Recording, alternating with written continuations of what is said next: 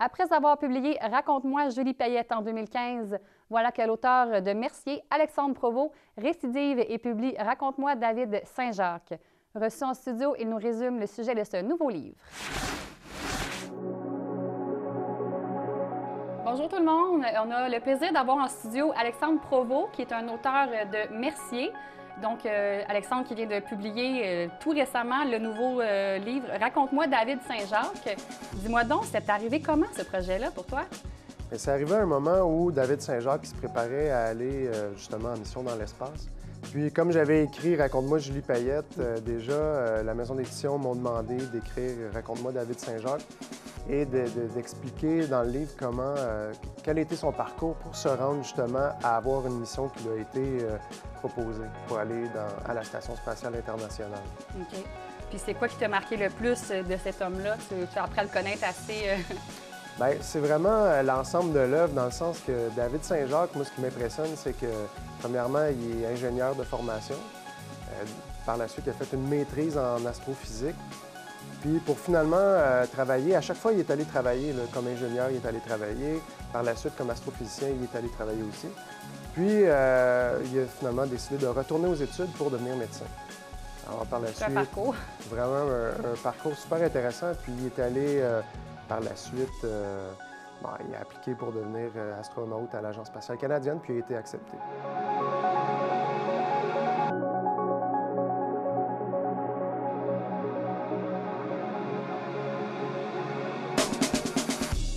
Tout un homme, tout un homme. Ouais, et justement, un peu la même chose pour Julie Payette, qui est assez reconnue aussi, puis elle aussi qui a un parcours assez impressionnant. Tout un parcours. Oui, c'est ça. Vraiment impressionnante aussi.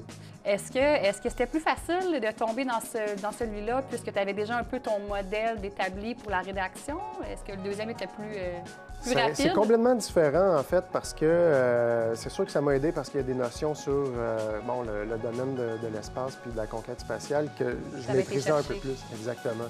Je savais où chercher mes informations, j'avais un peu plus j'avais plutôt développé ma méthode de travail, en effet. Mais ce qui est différent, c'est que Julie Payette, elle avait déjà, au moment où le livre a été publié, c'est qu'elle avait déjà participé à 2 missions spatiales, alors que David Saint-Jacques, sa première mission, il part le 3 décembre 2018. Donc lui, c'est vraiment le parcours, comment il en est arrivé à participer à une mission, alors que Julie Payette, c'est plutôt comment elle a, oui, justement, été acceptée comme astronaute. Puis par la suite, c'est 2 voyages dans l'espace. OK, parfait. Puis dis-moi, raconte-moi un peu ton processus de rédaction. Là. Comment on fonctionne, parce que c'est quand même particulier. Tu as des faits à vérifier et tout ça. La personne a beau te raconter des belles choses, mais c'est quoi le processus? Oui. Bien, ce qui est le fun avec le domaine des astronautes, ce qu'il y a de bien, c'est que en fait, ils travaillent pour le gouvernement canadien. Donc, tout ce qui est fait, tout ce qui est raconté à leur sujet est public. Donc, tout leur processus, il est bien documenté, par exemple, sur le site de l'Agence spatiale canadienne, parce que c'est de l'information publique. Donc, c'est quand même, je dirais, assez facile de faire des recherches, parce qu'il y a beaucoup de contenu sur Internet qui est vérifié parce que ce sont en fait des fonctionnaires du gouvernement canadien, des scientifiques. Donc, tout ce qui est scientifique est très cartésien, tout est bien documenté. Oui. Alors, pour faire de la recherche, c'est intéressant parce que moi, en tout cas, de la façon que je fonctionne, moi, c'est que je vais chercher beaucoup de contenu, puis après, je trie pour en faire le meilleur récit possible, pour aller chercher ce qu'il y a vraiment de plus spectaculaire ou de plus intéressant. Puis j'essaie Exactement. Puis j'essaie toujours, évidemment, de trouver quelque chose qui va intéresser les jeunes lecteurs. Oui, parce qu'il faut dire que ce sont une série, la série au complet, elle est dédiée aux plus jeunes. Exactement. Je dirais que c'est des lecteurs là, principalement entre 8 et 12 ans. Puis c'est une super belle collection parce que c'est plus des personnages, des sujets super intéressants qui ont accompli de grandes choses, qu'on pourrait dire, dans différents domaines. Dans le domaine sportif, dans le domaine artistique, dans le domaine scientifique. Puis il y a aussi des événements importants comme le métro de Montréal, les Jeux olympiques de Montréal, l'Expo 67. Donc c'est vraiment une belle collection qui est inspirante pour les jeunes lecteurs. Puis, il y a beaucoup de choses à apprendre au fil de ces lectures-là. Donc c'est des lectures qui ont une vocation d'inspiration pour les jeunes. Puis c'est quand même facile à lire aussi. On parle ici 130 quelques pages, 130 Ça quelques se lit pages. très bien. Ça se lit très bien. Si je me réfère à ma fille actuellement qui est en train de lire le Harry Potter, elle a déjà lu à peu près 1200 pages. Oh mon Dieu, OK. Puis, alors ça, une lecture comme ça, elle a lu peut-être 1200 pages en quelques semaines à peine. OK. Alors ça se lit très bien. Une journée, c'est fait. En effet. Ah oui, c'est sûr qu'une journée, ça, c'est fait.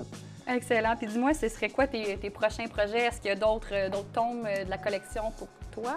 Pas pour l'instant, mais je travaille sur une présentation de projet pour la maison d'édition Petit Homme, en souhaitant qu'ils l'acceptent, mais ça serait un autre domaine, en fait. Ça serait plutôt dans le domaine des arts visuels. OK. Pour l'instant, je travaille sur la présentation puis proposer le projet. Bien, super. Puis là, si je comprends bien aussi, c'est le Salon du livre en fin de semaine. Donc, les gens peuvent aller t'y voir.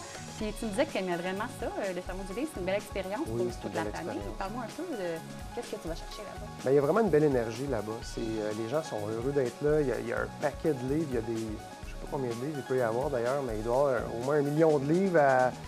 Puis les jeunes, bien, ils fouillent un peu partout. Il y a de la BD, il y a des romans, il y a toutes sortes de trucs, il y a des livres historiques.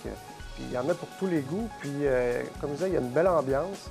Puis il y a moyen de faire des découvertes, il y a moyen de rencontrer les auteurs, il y a même moyen de rencontrer des sujets. Je pense que justement, dans la collection, là, j'oublie le nom, mais je sais qu'il y a des sujets de la collection Raconte-moi qui vont être aussi sur place pour dédicacer les livres, donc avec les auteurs. C'est intéressant. Ça vaudrait la peine d'aller voir sur le site web ou la page Facebook des éditions Petit Homme, parce qu'il y a beaucoup d'informations là-dessus. C'est vraiment un beau moment à passer en famille, puis en plus pour les fêtes qui s'en viennent, ça fait des beaux cadeaux de Noël. Oui, tout à fait. Donc, petite recommandation pour le temps des fêtes, pour les gens qui ont des ados, finalement. Donc, ce serait une très bonne idée. Bien, écoute, merci beaucoup d'avoir été avec nous. C'est moi qui vous remercie. Merci d'avoir pris le temps de me rencontrer et de m'accueillir ici.